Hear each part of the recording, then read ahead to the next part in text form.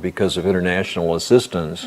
They were sick and they were dying, and it was a terrible situation. So that's why I volunteered to stay to work for a while there. Right. And then you decided to go back again and again and made a documentary of that, calling it Beyond the Killing Fields. Right. And it actually eventually won an award. Yeah, it won. That is amazing. It won the Golden Horse Award, Taiwan's Golden Horse Award for Best Documentary. Which is the equivalent of the Emmy. No. The Oscar. I'm sorry. The Oscars. I could never get it right. It also won the Best Short Film in the Asia Pacific Film Festival the following year. Wow. So you never thought that it was going to win awards? No, and that wasn't our purpose. Our purpose, actually, we never did our original purpose was we hoped the documentary would convince countries to accept these refugees, because there were hundreds of thousands of them. Right. And living in a refugee camp is no life for a child or a family or anybody. But we thought, well, if we could show this film, people would be moved to accept refugees here in Taiwan or in the United States or Australia. Well, we really never succeeded in getting many of them to Taiwan, because Taiwan is already kind of overcrowded. But not even one. And there was also that problem of martial law in those days, so the government was very sensitive. But I must say, Taiwan helped more than any other country financially. After our program was broadcast on over a period of 5 weeks on Huashi, China television service, this program called was Huashi Xinwen Zazhi, news magazine.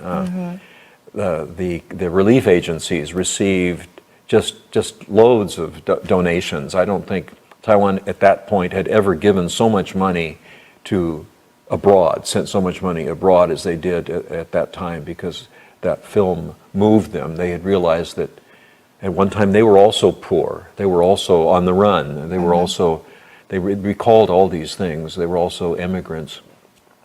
And they really gave very generously. For 1 year, I could hardly take a taxi and pay for the taxi. The taxi driver wouldn't take it. They sent it to the refugees. Or if I'd go swimming, the little kids would come up, and their swimming money they would give me, and they send it to the Cambodian children. Wow, that is great. At that time, there were only 3 television channels, so in the evening, broadcast on that popular program, everyone saw it. So I didn't expect that, but it was a remarkable experience, and of seeing how the media can affect people's behavior and actually help other people.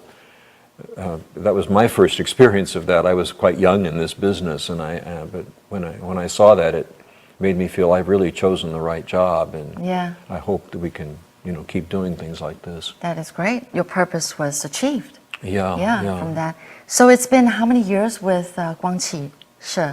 I think almost 40 years now. Almost 40 years. That's a long time. You're still here, giving a lot and contributing a lot. What are you busy with lately? I know actually you also started, can I say you started Kids Castle? No, Just like Guangqi said, you're the vice president. You're not the founder. Well, no, I'm not the founder. No, it was. I've always thought that you were the founder. I never founded or started anything, but I jump on the horse when it comes by, And actually, the company that I've worked with for 25 years now, probably, is an English a franchise, English schools teaching children, and it's called Giraffe English. Right. And that happened also by accident. When the company was just beginning, one of our directors here ran into them at the night market, and they were passing out leaflets advertising their little English company, their English service.